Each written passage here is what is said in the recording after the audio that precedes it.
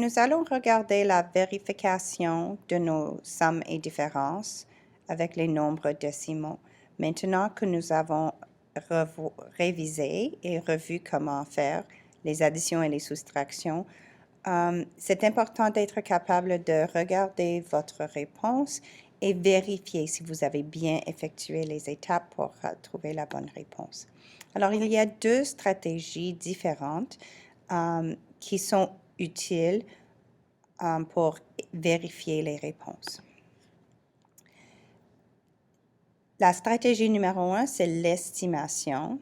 Alors, tu peux faire une estimation à partir des premiers chiffres et juste arrondir les chiffres. Par exemple, si tu as cette addition-là, 8,85 centièmes, 12,25 centièmes, 10,9 dixièmes, 9,65 centièmes et plus 14,4 dixièmes. Si tu additionnes tout ça ensemble et tu trouves la somme de 56,5 centièmes, tu peux vérifier ta réponse en arrondissant les chiffres. Alors, 8,85 centièmes, c'est plus proche à 9. 12,25 centièmes, c'est plus proche à 12.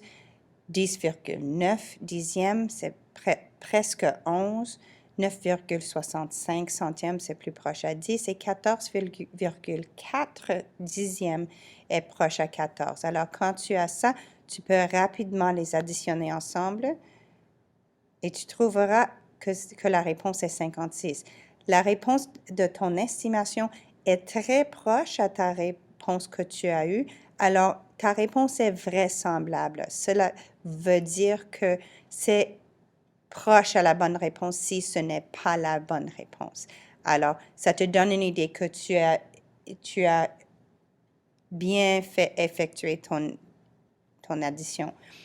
Cette stratégie te donne une idée de la vraisemblance de ta somme, mais en même temps, ça ne te dit pas si c'est la réponse exacte. C'est possible que, par exemple, dans les décimaux, que tu as fait une erreur et tu es de 1 ou 2 centièmes de différence. Alors, une autre stratégie qui est plus exacte, c'est que tu peux prendre l'opération inverse. Alors, pour vérifier une addition, tu fais une soustraction. Et l'inverse est vrai aussi. Si pour vérifier une soustraction, tu peux faire une addition. Alors, par exemple, je prends cette addition-là, 125,12 centièmes plus 37,84 centièmes. La réponse que j'ai trouvée, la somme que j'ai trouvée est 162,96 centièmes. Alors, pour vérifier cela, je commence avec ma réponse. Je le mets en haut. Je soustrais un des deux numéros, n'importe lequel, de mon addition. Et la réponse devrait être l'autre numéro que je n'ai pas fait encore. Alors, si, par exemple, j'ai fait 162,96 centièmes moins 125,12 centièmes, j'aurai 37,84 centièmes comme réponse. Alors, ça ne fait rien quel numéro dans ton addition que tu choisisses, tu auras l'autre numéro comme ta réponse. Pour vérifier une soustraction, tu peux faire une addition. C'est la même idée, mais à l'inverse.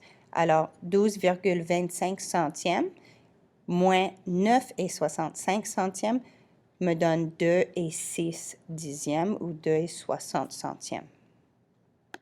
Je prends mon numéro qui est ma différence et j'additionne le numéro que j'ai soustrait. Et ça devrait me donner le numéro que j'avais au départ, le plus grand numéro.